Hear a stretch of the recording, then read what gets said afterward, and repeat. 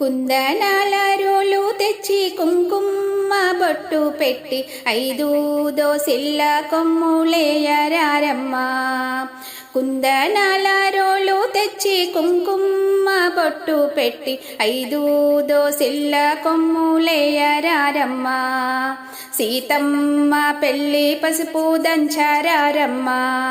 మన రామయ్య పెళ్ళి పసుపు దంచారారమ్మ. పరుగు పరుగున వచ్చి పసిడీరో కండ్లకిప్పుడు మామిడాకు కంకణాలు కట్టారారమ్మ.